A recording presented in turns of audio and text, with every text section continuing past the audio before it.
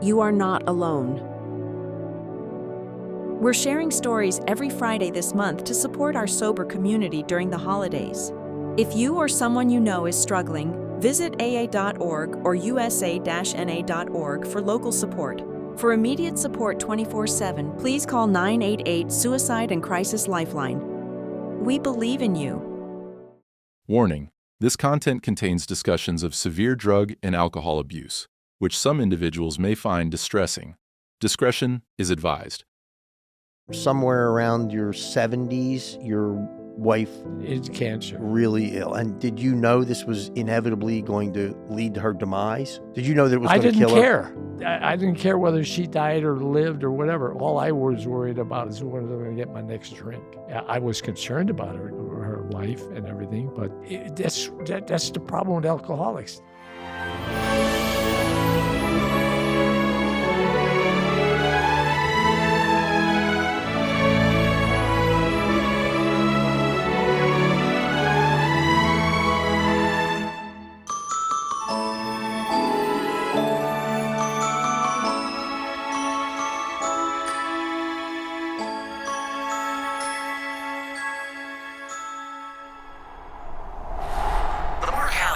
How did you do it and why? Hey, this is Mark Howley. Welcome back to the Mark Howley Show. And we're doing our recovery meetings, or recovery interviews, I should say. And the goal here is to help people in recovery during the holidays. It's a tough time for a lot of people in and outside of addiction. But this particular show, these episodes are tied to people who are either in recovery or outside of recovery, and dealing with the difficulties of the holiday season. A lot of pressure on us, a lot of lost things for some of us in recovery, and just all of that goes on. So I do hope maybe somebody tunes in here and gets benefit, gets help, gets a pat in the back. With that in mind, I have with us today Mr. Paul Hanna. As long as you don't mind sharing with us some of your story. Of course. I know you're not a man who's afraid to chat. I have a big bonus of life. I was born partially Irish. Well, now, I think the coolest thing with you and I having met was, at what age did you get sober? It was just 3 years ago. And you are? 88. 88. 88. And a lot of people, they say, even at the meetings, because of my alertness and my good looks and everything, they don't believe me. They don't believe me. They don't believe you're 88? They don't believe me that I'm 88. They think you're what, 52? Or whatever. You know? But it's just the idea that I was determined now to be old. Mm-hmm. And I remember my grandfather, who was he was in his 90s, and he says, I want to associate with old people. I want to associate with young people. Yeah.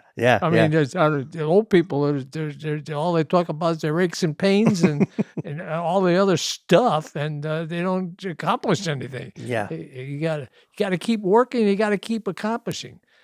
He was in his 80s, and he's built his own house. Really? Really? Yeah. He built it from scratch, and he got scrap lumber. He bought it by a lot in Silver Lake, in a little community on the lake in northern Illinois. It's called the Chain of Lakes. There's a bunch of interconnected lakes that people buy lots and stuff and build houses and things like that. And he bought a lot there. It was quite a ways from the water, but he said, this is cheaper there, so I'll buy a lot there. And he bought scrap lumber and built a whole house. Yeah. So let's talk about your life a little bit. I mean, there was obviously some drinking, but let's take a small walk through Paul. Mm-hmm. Born, raised, so on and so forth. Okay, I was born and raised in Chicago, Illinois. It's a wonderful place to be in the spring or fall. Mhm. You don't want to be there in the winter or the summer because it's brutal. Yeah. And that's why I'm here. That's why I'm here. I was always wanted to move back here, and I came home one day, and it was 22 below zero. Wait, wanted to move back here. What experience had you had here? I was in the service here. Okay. I was in the service here. I was at McCord Air Force Base. And Okay. I took a look at Mount Rainier and the beaches, and this is nice. Yeah. I want to come back here. And I met my wife, and she didn't want to move. And if I came home one night, it was, as I say, it was 22 below zero. And we had 2-year-old twins, 2-month-old twins. Ooh, all right, that's work. 2-month-old, that was full.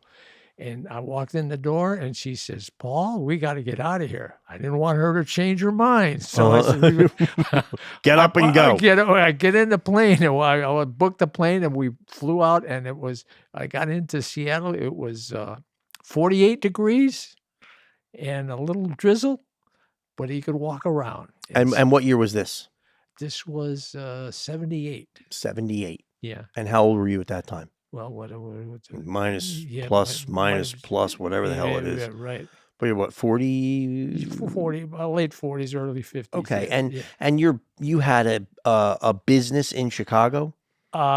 Yes. I had a business in Chicago with heating and air conditioning, and I moved it out here. And it was quite easy because I was working with a company that we did all the heating and air conditioning for McDonald's, and they used to travel all over the world for McDonald's because they had restaurants all over the world. Yeah, sure. And that was where I did all my work.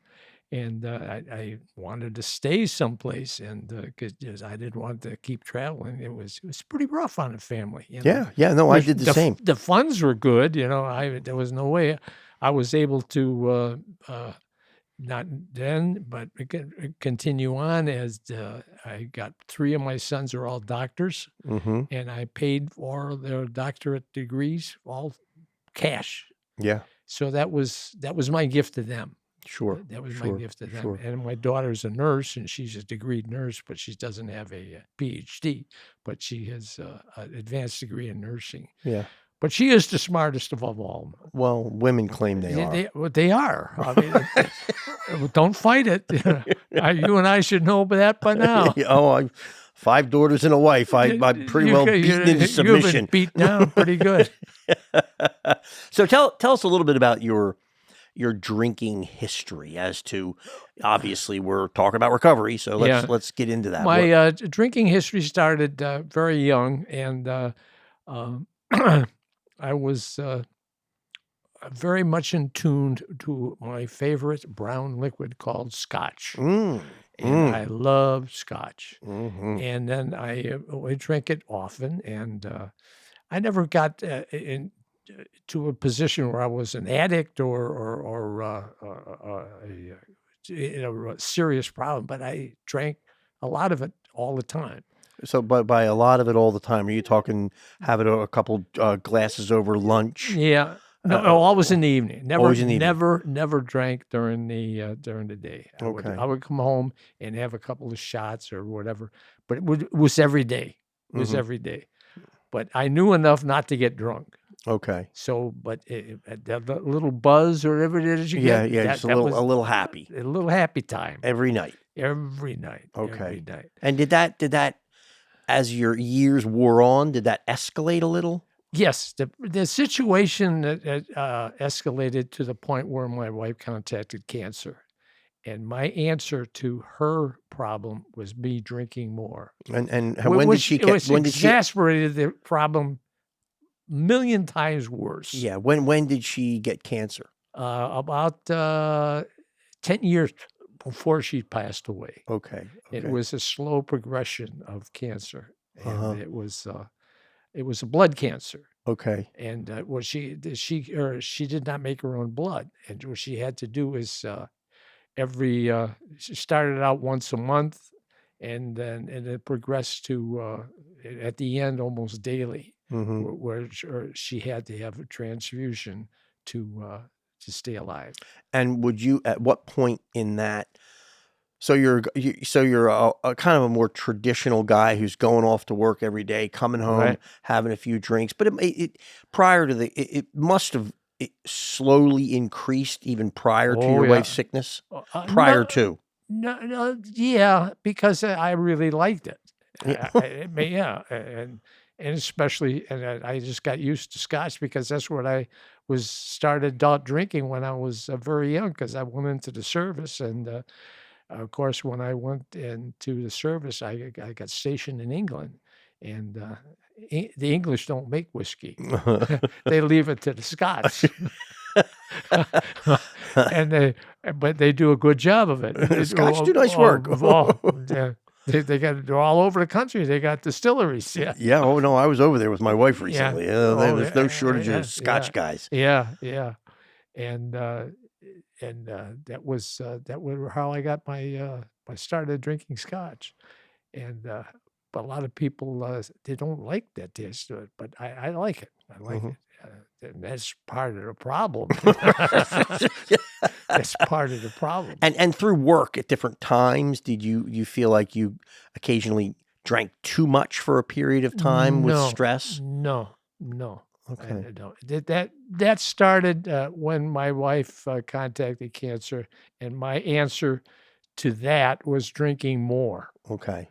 Which made it 10 times worse. Made Yeah. it worse for her, made it worse for me, made it worse for the family. But that's what alcoholics do. Yeah. They just compound the problem and spread it as far and wide as you possibly can to make everybody miserable. Yeah. And Did family members outside of your nucleus, like your kids and everybody, were they starting to notice that you were drinking too much? Oh yeah. And the thing was, my father was an alcoholic. Okay. Bad alcoholic. Okay. A really bad alcoholic. I remember a little story. I was about, about 10, 12 years old. I don't remember the exact age, but I was playing out in front of my house, and a car drove up, and two men got out and walked over and says, "Your folks home?" I said, "Oh, my dad is working and my mom is at the store." He says, "Well, I'll come and check back later." And he says, "Okay." They were bailiffs to serve a foreclosure on our house. If that is, I didn't know it at the time, but that's what it was. They were coming to take the house. They were starting a foreclosure. Okay. They were serving the papers. So he wasn't paying for the mortgage. He was not paying for the mortgage. He was 3 months in arrears. And mostly just because he's drinking. And drinking like a fish. And drinking as in you have memories of him being a drunk dad. Oh. And my mom would say, "Go get your dad from Eagle Liquors." That's where he used to hang out, Eagle Liquors. And he said, okay, I'll be there in a minute, And a lot of times he'd stagger home. And I remember one time he said, "You can't shave your skin because I got it nailed to the wall." Ooh. It's just, Did you get smacked around by him? Oh, no, never. Never. Never. Okay. Never. Okay. No, he was a very gentle soul. He was a genius. That was the problem of it. He graduated first from grammar school, first from high school, went to Notre Dame University, and he was the first and only freshman to make the debating team. He was, but geniuses are funny people. They don't associate with normal people. Yeah. They just don't. You get They had friends that were geniuses, and they travel in a different world. It's just the way they are. Well, I think in a way they are in a different world. Oh yeah, they're absolutely. seeing things that we don't see. Yeah. They don't want. Don't you realize what I know? Yeah. And at what age would you say you noticed that your dad was a hardcore boozer?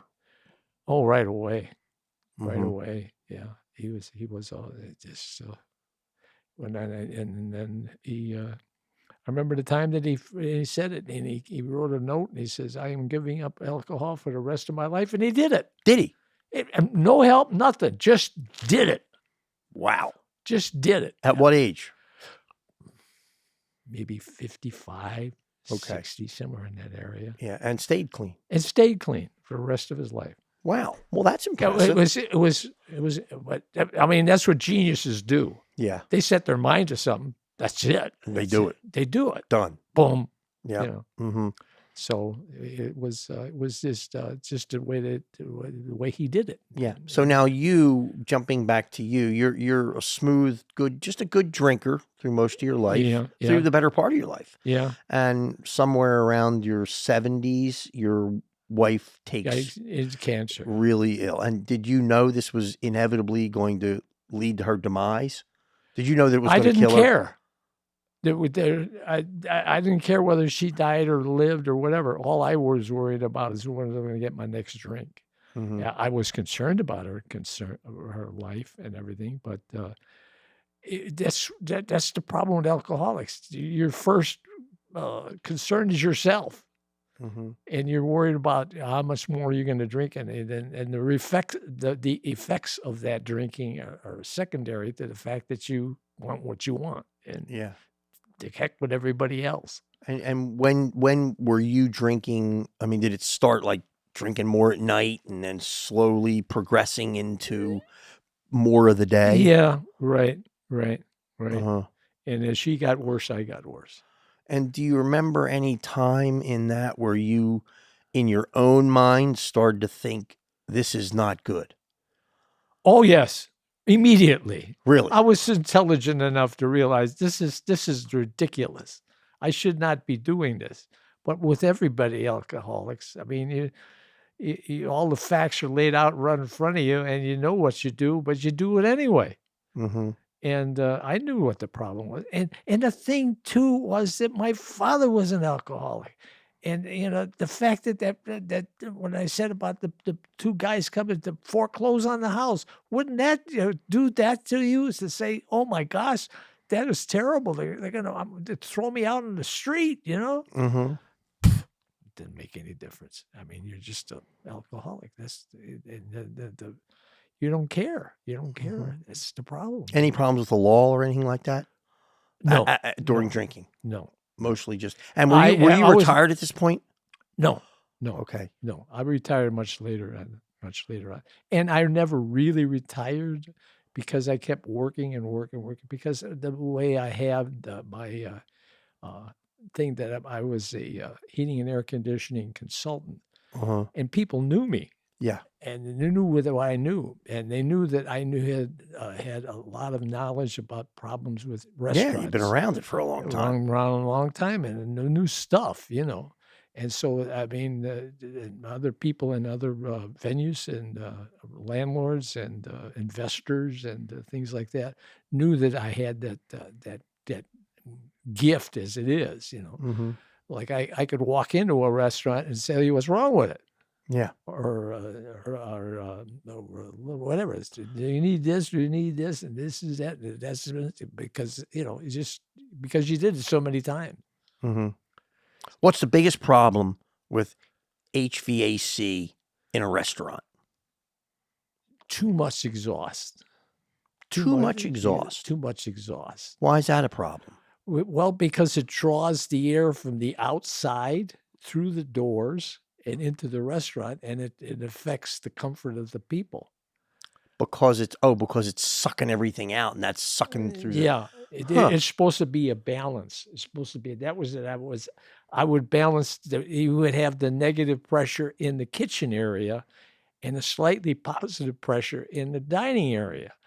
That was the problem, where you had to figure out how to do it. Mm-hmm. But that was the problem. I mean, in most restaurants, you do it yourself. You walk into a big fancy restaurant, just go to the front door, and Yeah, a little tug to get it open. it's hard to get it open. Yeah, it's a little overpressure. Yeah, Okay. Well, that makes sense. yeah, That makes sense. Not something I'd think of. yeah. But I guess an old guy who's been staring at HVAC for a long time, And you knew- know knew crap. exactly what to do. Yeah. Yeah. And a bunch of younger people are running around trying to figure it I out. And know, you're like, yeah, oh God, no, that's not the way to do it. Yeah. sorry. So now, as you started to drink it, as you're older now, did it impact your professional reputation at all? No, I always kept my drinking to myself, and I never really got drunk. Mhm. I wasn't a pass out. I don't know where I am, or where am I, or I'm on the street drunk, right? Make no mistake, I was an alcoholic, and I drank a lot. But I was never to a point where I didn't know where I was or how to get home or anything like that. But make no mistake about it, I was an alcoholic, and I Yeah. was drinking a lot, and it affected everything. Who were the people around you? I know one in particular, which you'll talk about, I'm sure, but who were the people around you that started to say something like, "Hey, you're drinking a lot"? Oh, I'm all my brothers and sisters. Okay. You becoming like you, I'm gonna come from a big Irish family. Yeah. I got a bunch of them. Yeah, staring at you. Yeah, Some of staring them at, drinking. what are you doing? Paul, what are you doing to yourself? But you're not hearing it at that time. Yeah. You don't hear. I mean, they're just No.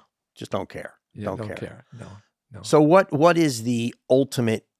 Okay, so what's the catalyst? You get sober. Well, why? When? Where? How? Well, I was in it. I was kicking. I was taking kicking and screaming to the meeting at the Al-Anon Club in Bellevue. That's where it all started. My daughter says, "Get in the car, Dad." I said, "Where are you going?" I said, "Shut up and sit down." I got a very forceful daughter. She's a charge nurse in an operating room.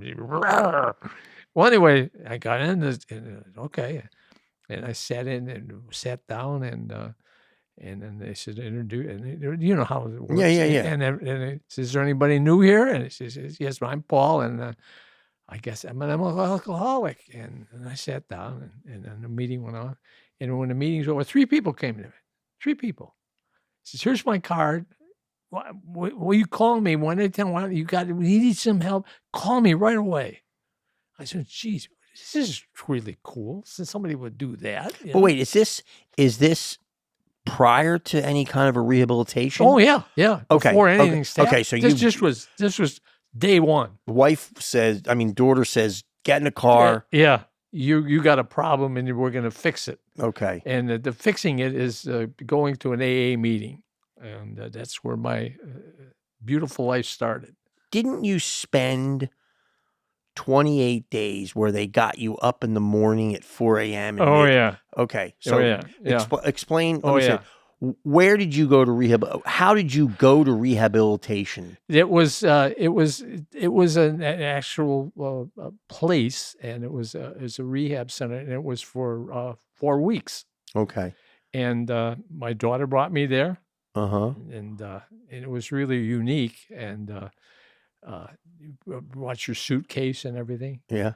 And they took the suitcase, and then they went into the other room, and they started taking everything apart. And I said, "What are you doing?" I says, "Well, we have to do that." I says, "Why is that?" It says, "People try to sneak alcohol and stuff in here." I said, "You're kidding. This is a place to get better, and this is what they're doing." I said, "It happens all the time. This is what we got to do." Yeah, What they do, they'll put powder in the cuffs of the pants, Yeah. in the pockets and all kind, and they have to turn the pockets inside out. Oh, I says, "Geez, CIA. wow." And then it was started out in 3 days. I said, "Well, I'm ready. Let's go. And no, sit down, shut up. And for 3 days, you're asked just sit in your room and contemplate where you are and what you're doing. And they want to make sure you're not going to die. Yeah. And they took your medicine and blood pressure and everything else. Mm-hmm. And they didn't want to start anything until you were ready. And then after that, it was intense. Mm-hmm. And but you found it, you enjoyed it, or you learned loved something. Loved it. You loved being there. I knew that this was the answer to my prayers, to what needs to be done. Do you think that was what do you think? That was miraculous, religious experience, spiritual experience? Well, as you know, I'm a very devout Roman Catholic. Yes. As you are. Yes. And I went to a Catholic grammar school, a Catholic high school, and a Catholic college. Here. And so a lot of it was imbued into me. I mean, this is what you're supposed to do. Yeah. And it's funny that the first miracle that Christ had was turning water into wine, which means he's saying, don't make abuse of it, but this is something nice. Yeah. But like anything else, if you drink too much food, you get obese. You know? So, this is something nice, but don't abuse it, And that's what we do. We abuse it. And you found through your Catholic faith, so you think that's what triggered you? 100%. Jesus 100%. Christ. Yeah, absolutely. And I knew it was there, and I had prayed often. I was an altar boy and the whole 9 yards. And I still remember all my prayers from Latin. You're Our Father in Latin, I presume. Yeah, ad deum qui laetificat juventutem meam. Yeah.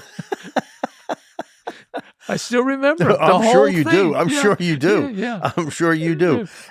So now you're in rehab for 4 weeks. Yeah. And you find that to be very like, this is wonderful. I've found the home. Yeah.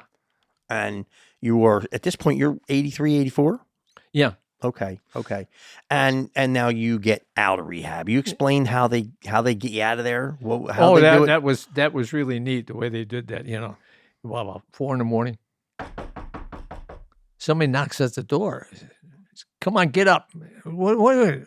You're done. You're finished. Get your clothes. You're done. Get out of here.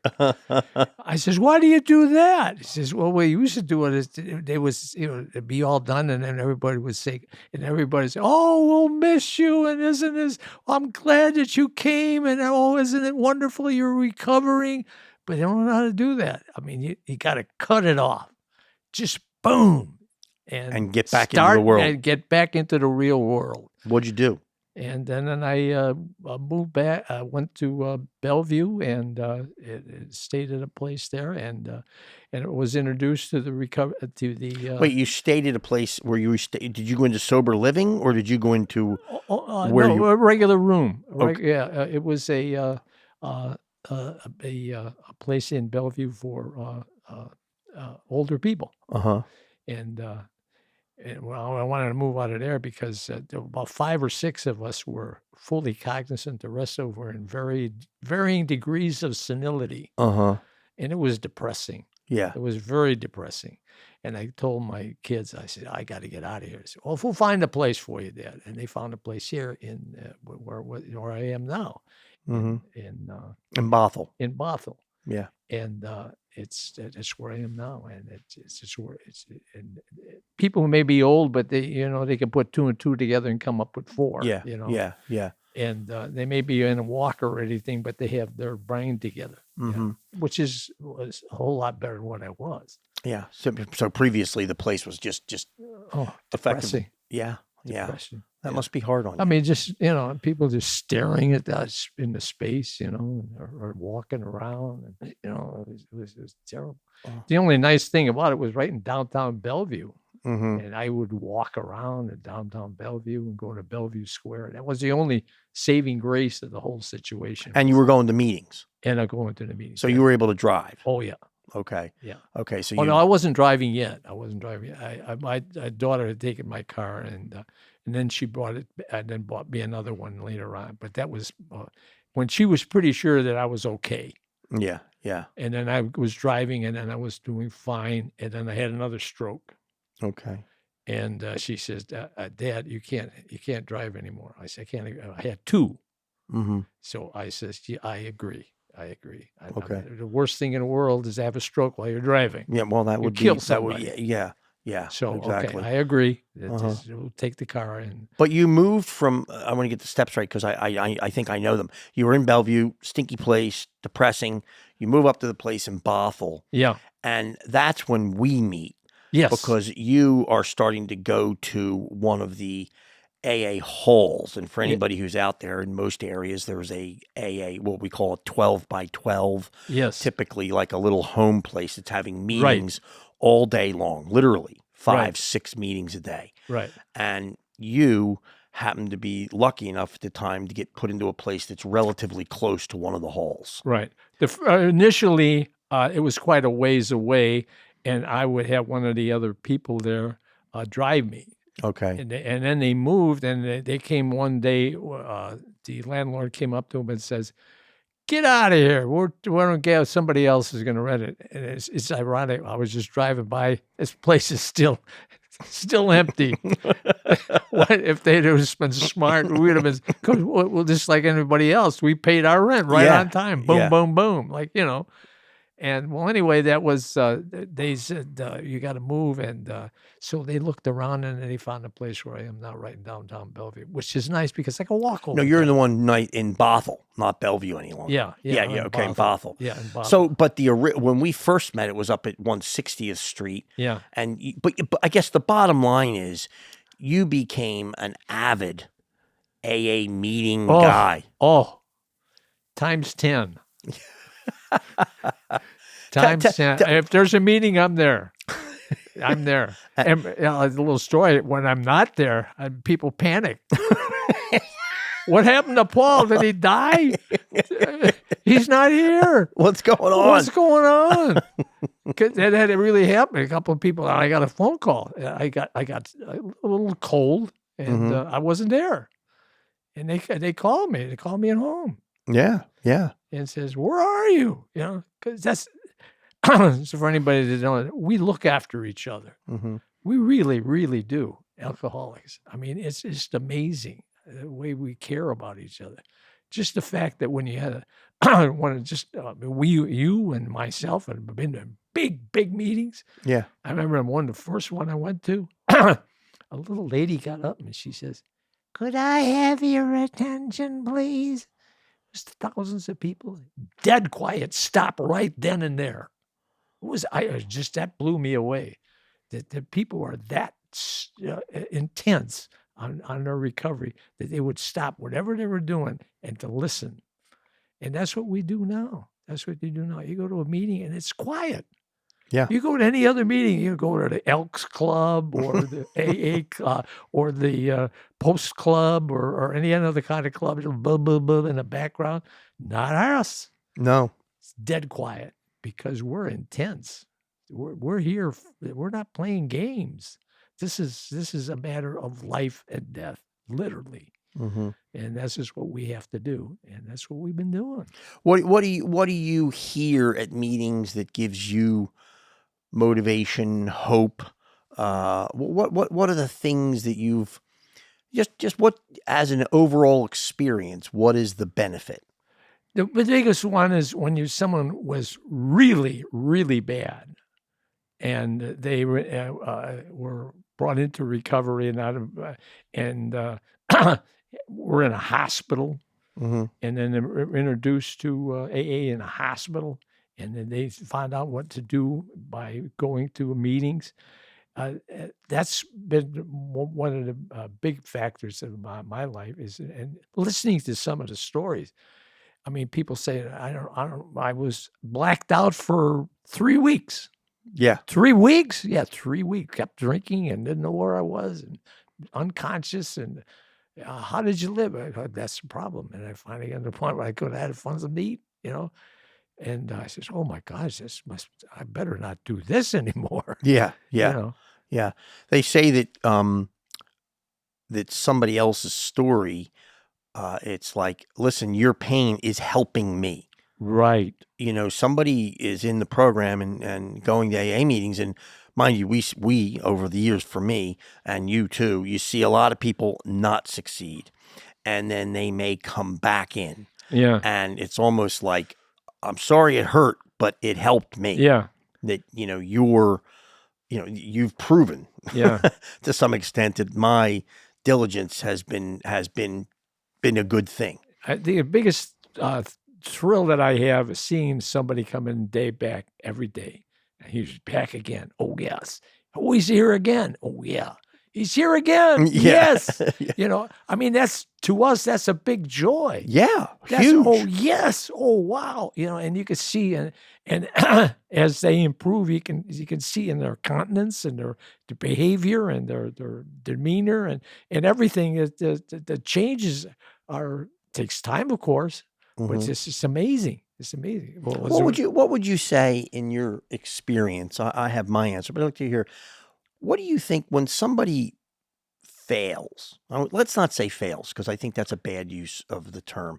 Let's slips. say when somebody slips, what do you think would be a few of the factors that create a slip? Not thinking that they can always come back. Mm-hmm. Thinking that, well, yeah, I know this is right, but I can always come back. But with me, I'm 88 years old. Yeah. I haven't got that much time. Yeah. I haven't got time to play games, Yeah. But a lot of people say, well, I know it is, yeah, but I'm going to slip a little bit and then I can always come back. Yeah.